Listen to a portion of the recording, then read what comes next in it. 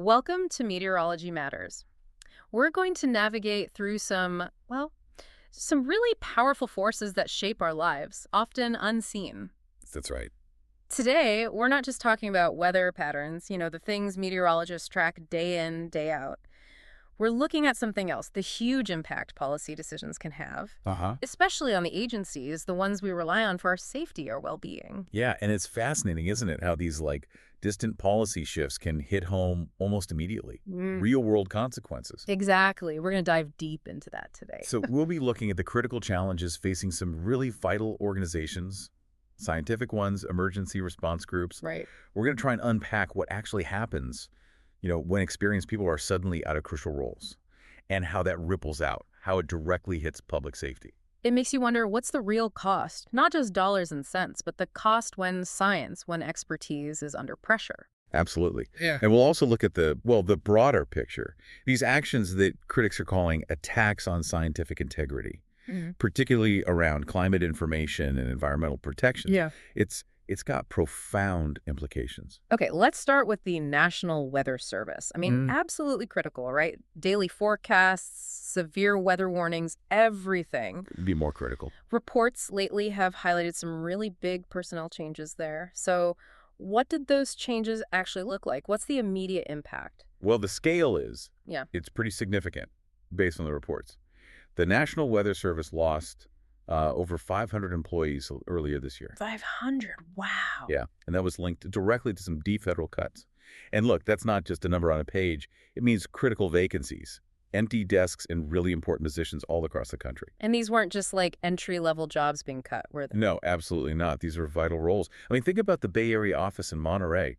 That's a key forecasting hub. Right, huge population relies on them. Exactly. And they saw the termination of a meteorologist, an administrative support person, and a facilities tech. Now, okay, these folks might have been relatively new, but losing them suddenly, that's an immediate hit to capacity. And the way it happened sounds disruptive, too. Yeah, apparently they were notified even before their supervisors knew. Yeah.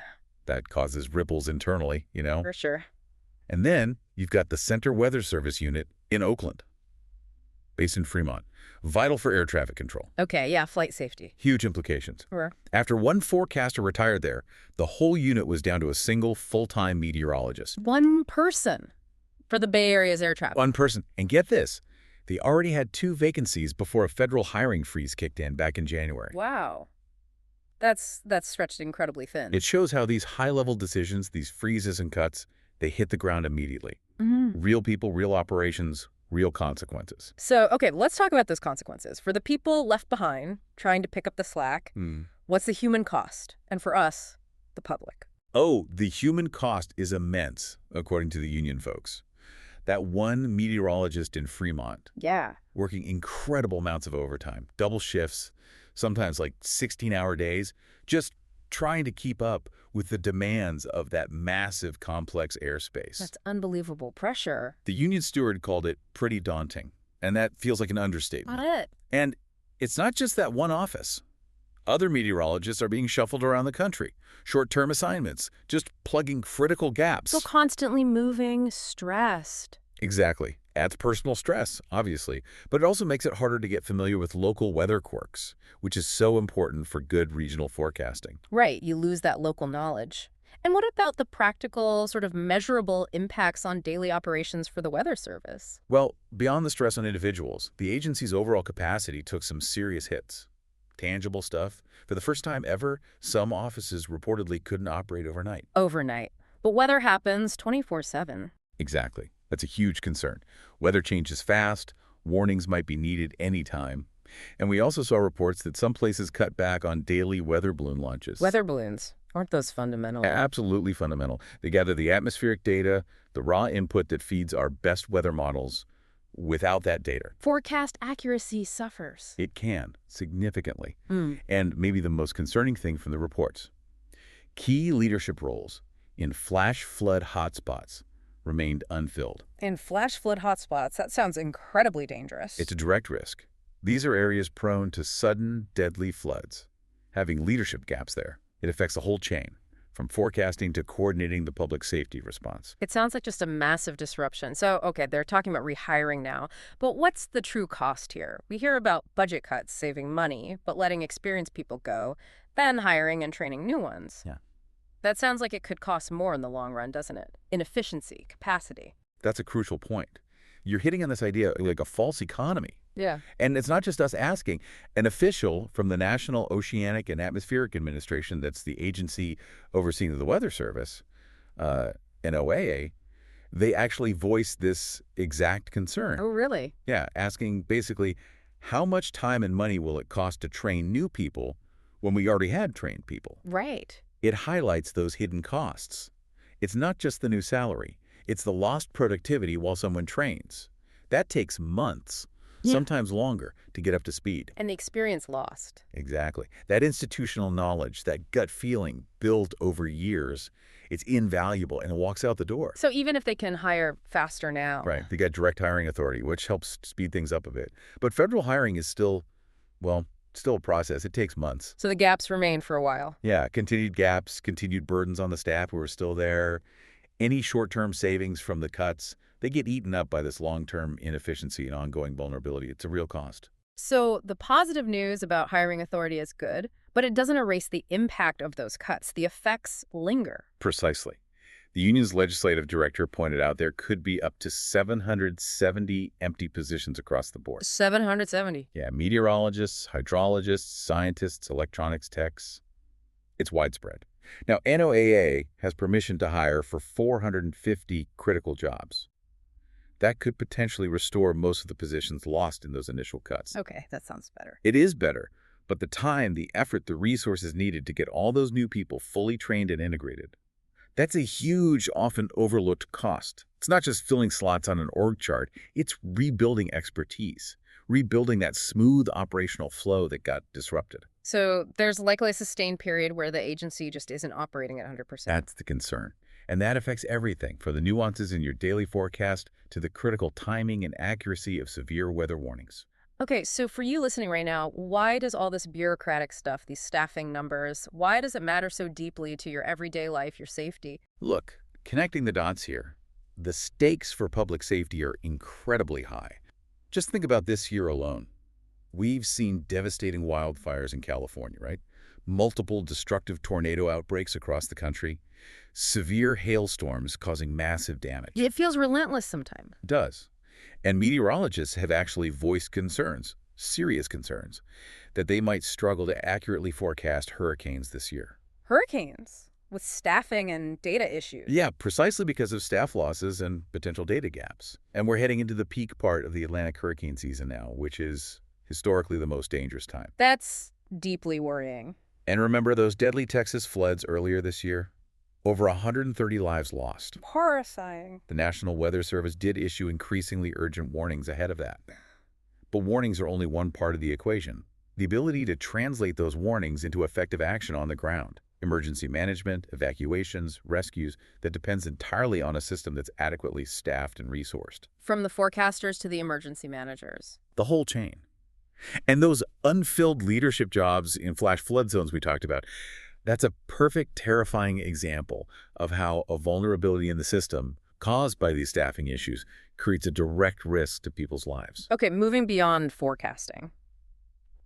These policy effects, they've also shown up in disaster response, right? Particularly with FEMA, the Federal Emergency Management Agency. What happened after those Texas floods you just mentioned? Yeah, this is where it gets really concerning on the response side. In the week right after those flash floods ripped through Texas Hill Country, most survivors, people who'd lost everything, they literally could not get through to the federal aid hotline. Couldn't get through to the main helpline. Couldn't get through. And it wasn't just busy lines. Public contract records, internal FEMA call logs, they indicate that the Department of Homeland Security actually allowed the funding for those critical call centers to lapse. The funding lapsed right after a major disaster. Right after. It wasn't just a technical glitch. It was a fundamental breakdown in the immediate federal help system, leaving people stranded when they were most desperate. How on earth could that happen? A funding lapse for a disaster hotline. What does that tell us about these administrative bottlenecks and their real human cost? Well, it really highlights how these administrative changes can have devastating real-world impacts. There was a policy shift. Now, the Homeland Security Secretary, Kristi Noem, personally has to sign off on funding requests over $100,000. Okay. Before, the FEMA administrator usually had that authority for larger amounts, allowing for faster action in a crisis. So an extra layer of approval. An extra layer creating a bottleneck right when speed is essential. FEMA usually renews these big, multi-million-dollar monthly contracts with the private companies running the call centers well ahead of time. Standard procedure, you'd think. Right. But this time, the funding lapsed the day after the July 4th floods hit. Day after. Yeah. And then it took another 5 agonizing days for people trying to get help for the money to actually come through. That gap happened precisely when the hotline was swamped, when people needed aid most urgently. 5 days without full funding for the hotline, while people are dealing with catastrophic flooding. What did that mean practically? What did the reports say about the impact on survivors? Okay, get this. Over that 5-day stretch, July 6th to 10th, the FEMA call centers only managed to answer about 15,000 calls. 15,000 out of how many? Out of roughly 55,000 calls that came in from survivors. Wow. So only about a quarter got answered. Roughly, yeah. And to give you some perspective, after Hurricane Helene last year, a major storm FEMA call centers were consistently answering between 50 and 70% of calls. So this was way, way worse. Dramatically worse. Yeah. Survivors reported waiting over 90 minutes just to get through, often getting disconnected anyway. The service level just plummeted. It went from nearly 100% of calls answered before hang-up down to only 20%. 20%. Imagine being that survivor. You've lost your home, maybe more. You're trying to reach the one agency supposed to help, and you just hit a wall. Endless waits, busy signals. That's the human cost. It's brutal. It's staggering. So how did FEMA officially explain this? Especially given those internal numbers showing such a massive failure, this sounds like they tried to spin it. Well, the official statement given to NPR by a FEMA spokesperson was, and I'm paraphrasing slightly, disasters cause call surges, wait times increase. But FEMA responded swiftly and efficiently, ensuring everyone got assistance. Swiftly and efficiently, ensuring everyone got assistance. That sounds completely at odds with the data. It directly contradicts the internal call logs we just discussed.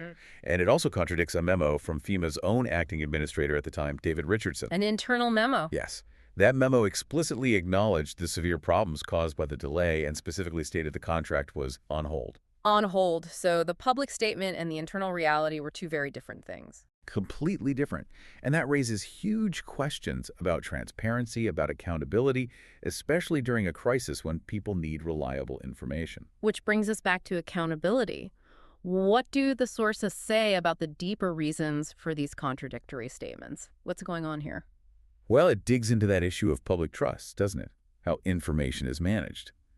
During testimony before a House subcommittee, Richardson was asked specifically about July 7th, that day, when only 10% of calls got answered. Right. The worst day. He stated, quote, "The majority of the calls were answered at the call centers," and insisted there was never a lapse in contract. But the funding did lapse, even if the overarching contract didn't. Exactly. Experts, like a former senior contracting officer, Christopher Byrne, explain this distinction. The main contract with the vendors didn't technically expire, but the funding task order for the actual call center work did lapse. So no money, no work. Pretty much. Without the funding flowing, the call centers effectively stopped functioning properly. And Richardson's own memo from July 10th confirms this. The same memo you mentioned earlier. The very same one, signed by him. It requested approval for the call center funding and explicitly said the contract was placed on hold on July 5, 2025 and is needed immediately. Wow. So the internal documents clearly show there was a hold, a funding lapse that stopped the work, directly contradicting the public testimony. It seems that way. It points towards maybe prioritizing technical language over the operational reality that people were experiencing. So this doesn't sound like just a one-time mistake then. It sounds more like a systemic problem, adding to the true cost through risk and inefficiency. No, it really does seem to reflect a deeper, ongoing issue, and one that carries significant costs, not necessarily in budget savings, but in increased risk and reduced capacity for FEMA. Consider this. The funding for these crucial call centers is apparently set up to expire every 30 days. Every month. They have to reapprove it. Every single month, which, according to one FEMA staffer, creates a crazy workload, just constantly chasing these renewals under that new, higher-level approval process. That sounds incredibly inefficient. Hugely inefficient. And remember, This is happening while FEMA has also lost thousands of staff layoffs, retirements, resignations over the last few years. Reports show a significant drop in their workforce. So fewer people trying to navigate a more cumbersome process. Exactly. And this is happening against a backdrop where some officials have even suggested FEMA should be eliminated entirely. Really? Eliminate FEMA? That has been stated. And as of early August, the funding for those call centers was apparently set to expire again just 2 days later, with no new approval visible in the public system. Constant uncertainty. Constant uncertainty, severe understaffing. Yeah. It creates, as a county commissioner down in Harris County, Texas, put it on social media, an agency that's understaffed and under-resourced. That's a dangerous situation for communities facing disasters. Yeah. The ripple effects are real. Okay, let's shift gears slightly, away from immediate response, but still very much about policy impacts. There's a major legal fight brewing over environmental programs, right? What's happening with the Environmental Protection Agency, the EPA? Yeah, this is quite significant. We're seeing what's described as a first-of-its-kind proposed class action lawsuit filed against the EPA and its administrator, Lee Zeldin. A class action suit? What prompted it? It stems directly from the administration's decision, which drew a lot of criticism to just abruptly terminate an entire $3 billion program. $3 billion. What program was it? The Environmental and Climate Justice Block Grant Program. Environmental and Climate Justice. Okay, what was that program designed to do? Who was it helping? Well, this program wasn't just dreamt up by the agency. It was specifically created by Congress. Ah, okay. A legislative mandate? Yes, through the 2022 Inflation Reduction Act. Its whole purpose was to help hundreds of communities across the U.S., specifically historically disadvantaged communities. Communities that often bear the brunt of pollution and climate change? Precisely.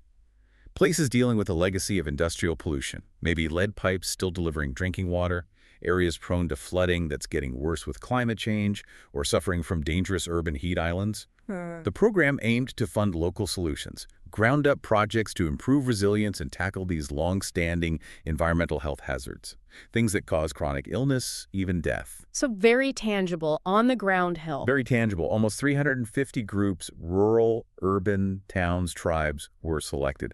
It was a rigorous process, apparently, with built-in accountability for how the funds were used. And the administration just terminated it, a program mandated by Congress. That's what the lawsuit alleges, just terminated the whole thing. That sounds like a major constitutional issue, potentially. Separation of powers. And what about the cost? Not just the loss program, but the legal fight itself adds to the overall cost of these decisions, right?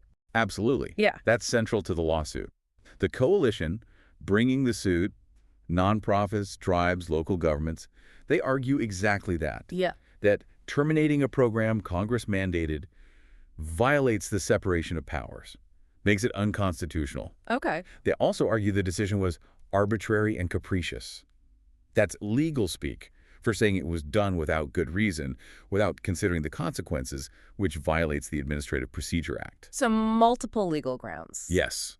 And critics definitely see this as part of a wider pattern, an effort to roll back climate action and environmental justice initiatives.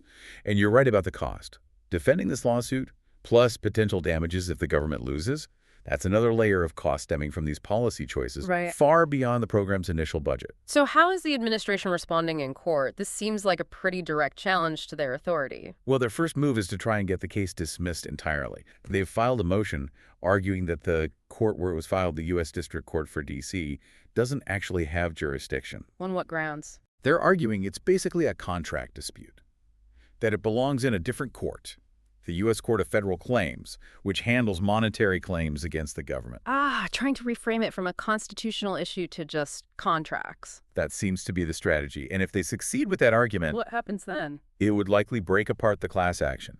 It would mean all those 349 grant recipients would have to sue individually. Individually. Small nonprofits, tribes, Yeah. suing the federal government. Exactly. A huge burden, likely impossible for many. And crucially, even if they won damages individually, it wouldn't reinstate the program itself. The Environmental and Climate Justice Program, as Congress intended it, would remain dead. So it's a procedural move with massive implications. And the EPA itself. The EPA is just saying they don't comment on pending litigation. Standard procedure. Okay, so we have legal battles over programs being cut. But there's also, reports suggest, a more direct assault happening on the actual science that underpins environmental rules. Yes, if we connect this all together, it looks like a really significant attempt to shift environmental policy by undermining the scientific foundation.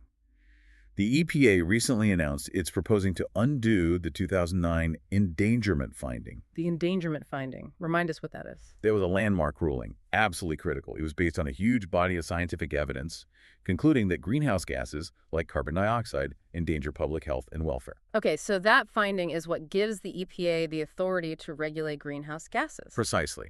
Under the Clean Air Act, it's the legal and scientific basis for limiting pollution from cars, power plants, industry, basically most major sources. It's the bedrock of U.S. climate regulation. And they're proposing to undo that bedrock finding. What would that mean? If they finalize that proposal, it could essentially dismantle almost all existing federal climate regulations that rely on that finding.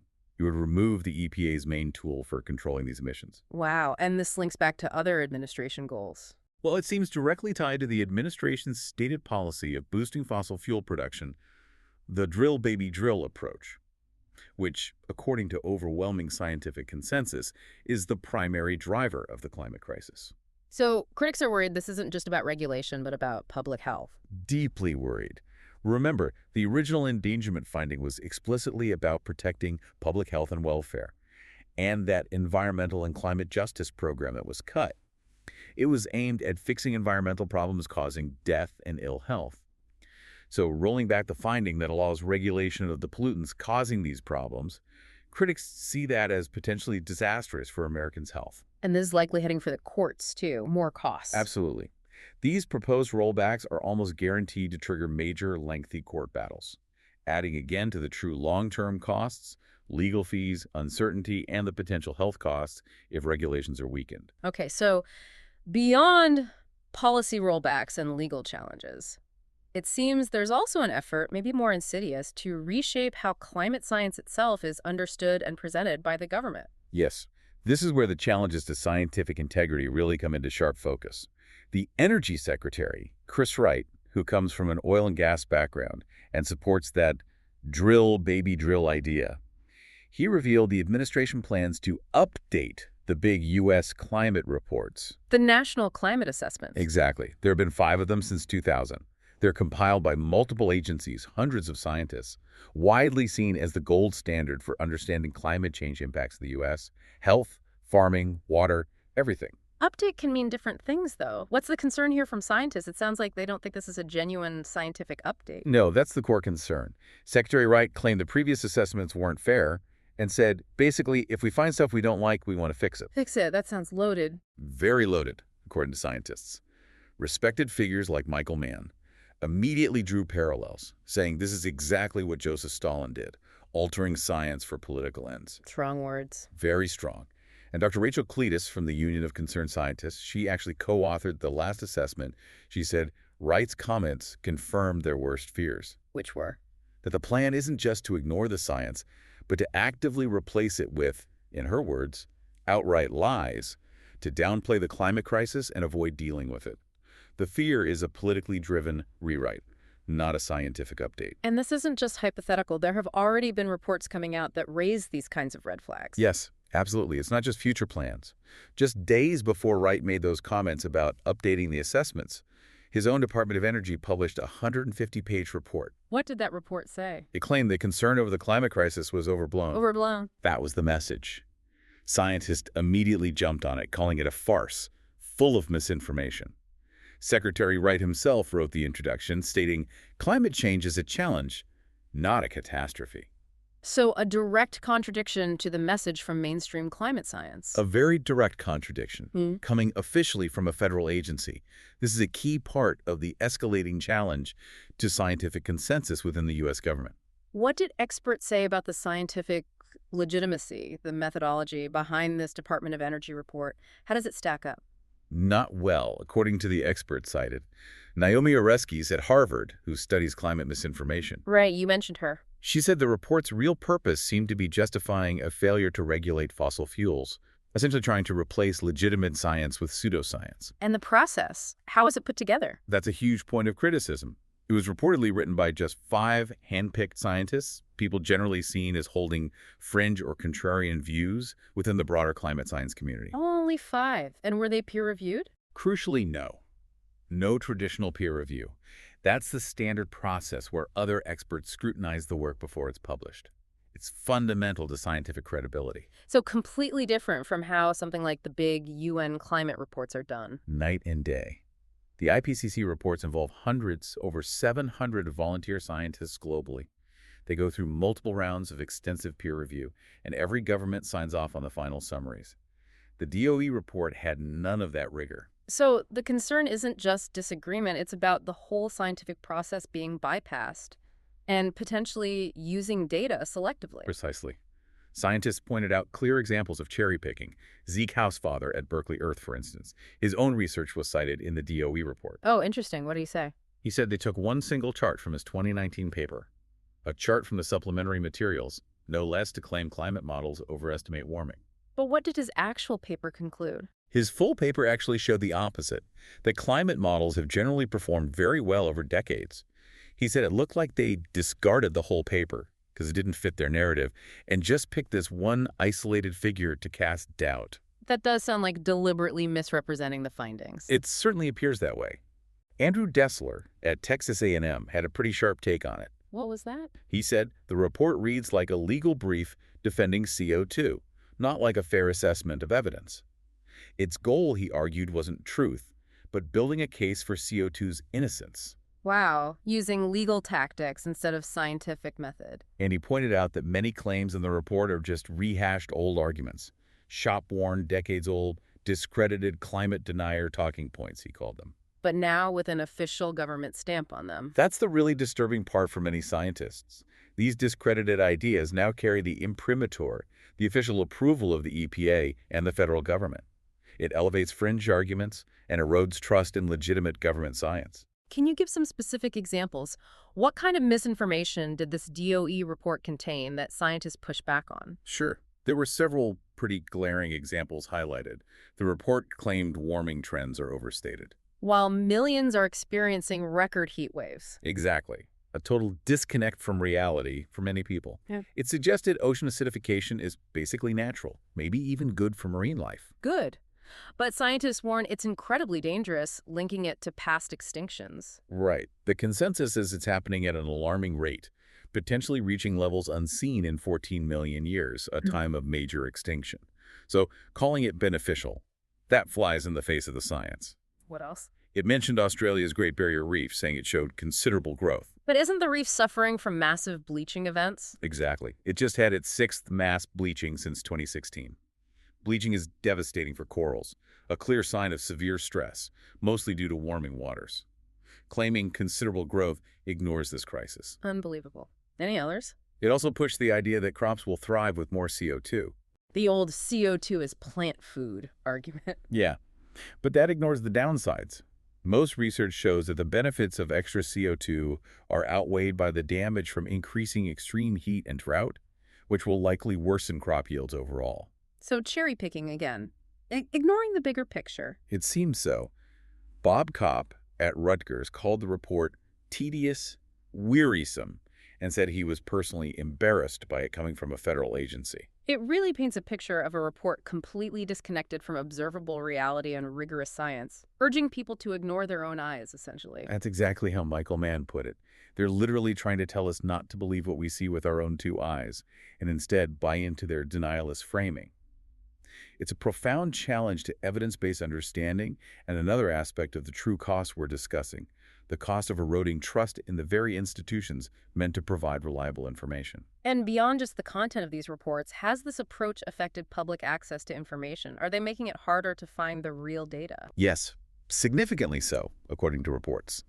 The government website that used to host those official national climate assessments, the ones mandated by law, it was deleted, taken down. Deleted. So the public decision makers can't easily access those comprehensive reports anymore. It makes it substantially harder. You have to go digging elsewhere.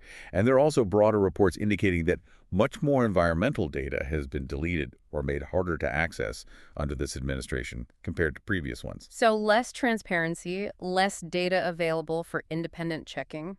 It certainly hinders independent research and public scrutiny. It limits the ability to hold policies accountable using the government's own data. Faced with all this data suppression, challenges to their work, how has the scientific community itself responded? It must be incredibly frustrating. It definitely raises the question of how science carries on in such a challenging climate.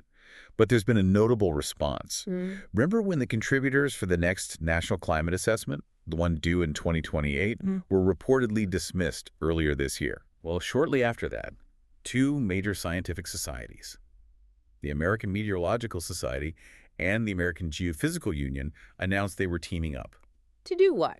to produce their own independent, peer-reviewed research on climate change impacts, essentially stepping in to fill the gap to ensure that rigorous assessment continues. Wow. So the scientific community is pushing back, finding ways to keep the science going independently? It shows an incredible commitment, an unwavering dedication to the work to ensuring reliable climate information remains available. Even if they face hurdles within government agencies, they're demonstrating that the pursuit of scientific truth will find a way, even if it means doing it outside traditional channels. What a journey we've taken today on Meteorology Matters. It's compelling, but also, frankly, pretty concerning, seeing how these policy decisions ripple outwards. Yeah, what really stands out is just how interconnected everything is. Policy, scientific integrity, public safety, they aren't separate silos. The National Weather Service's ability to forecast, FEMA's ability to respond, the EPA's role in protecting health and environment. These are fundamental pillars for the country. And the challenges they're facing now, it just hammers home how crucial, robust, independent science is for all of us. And it really reveals those true costs we talked about. Costs beyond the budget lines. Exactly. Lost productivity, increased community risk, that drain of institutional knowledge, and maybe most importantly, the erosion of public trust when the work gets undermined or twisted. It definitely leaves us with a provocative thought, doesn't it? Especially now with extreme weather seemingly on the rise, with environmental changes happening so fast. How much do we as a society really depend on getting the straight, unvarnished truth from our scientific institutions? It feels absolutely critical. And what happens when that truth gets questioned or buried or maybe intentionally spun for other reasons? What are the long-term implications? Something for all of you to think about. Definitely food for thought. Well, thank you for joining us on Meteorology Matters. If you want more insights into meteorology and its vital role, you can follow meteorologist Rob Jones. He's on Instagram at Meteorologist, just the word meteorologist. Easy to remember. On TikTok, he's TV Meteorologist. And over on YouTube, search for Rob Jones Hurricane, all one word.